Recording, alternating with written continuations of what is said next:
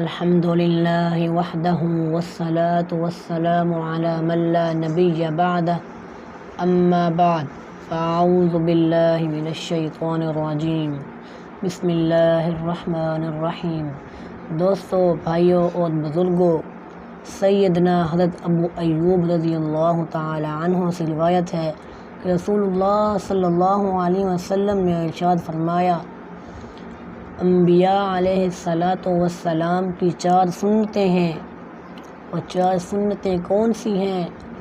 حیا کرنا، خوشبو لگانا، اور مسواک کرنا، اور نکاح کرنا۔ حیا انبیاء علیہ السلام کی سنتوں میں سے ایک سنت ہے۔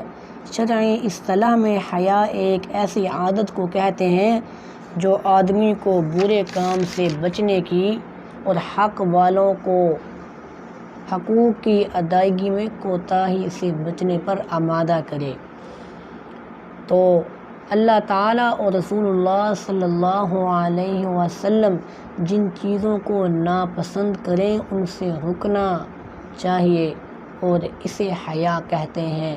عقلاً جو چیزیں ناپسندیدہ ہیں ان سے بھی رکنا چاہیے۔ لوگ جن چیزوں کو ناپسند کریں، برا جانتے ہوں، ان سے بھی رک جانا چاہیے، اور یہی حیا ہے۔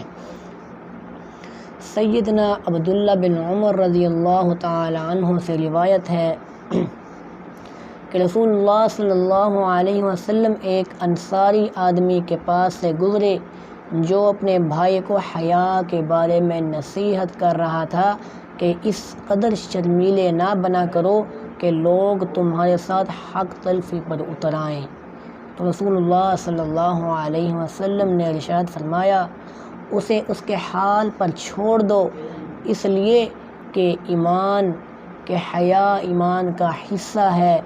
سیدنا ابو ہریرہ رضی اللہ تعالی عنہ سے روایت ہے کہ رسول اللہ صلی اللہ علیہ وسلم نے ارشاد فرمایا کہ ایمان کے 70 سے کچھ اوپر یا 60 سے کچھ اوپر حصے ہیں، اور حیا بھی ایمان کا ایک حصہ ہے۔ ایک روایت میں ہے کہ الحیاء خیر کلہ، یعنی حیا تو سب خیر ہی خیر ہے۔ تو اس لیے ہمیں چاہیے کہ ہمیں بھی حیا کا دامن تھامنا چاہیے۔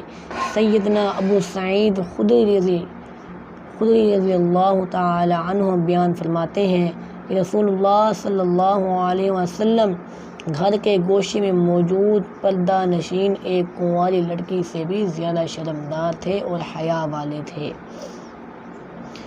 جب آپ صلی اللہ علیہ وسلم کسی ناپسندیدہ چیز کو دیکھتے تو ہم اسے آپ صلی اللہ علیہ وسلم کے چہرے کے آثار سے پہچان لیتے۔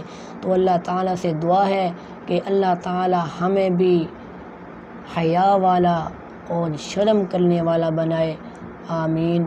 سبحان ربک رب العزت عما یصفون وسلام علی المرسلین والحمد للہ رب العالمین۔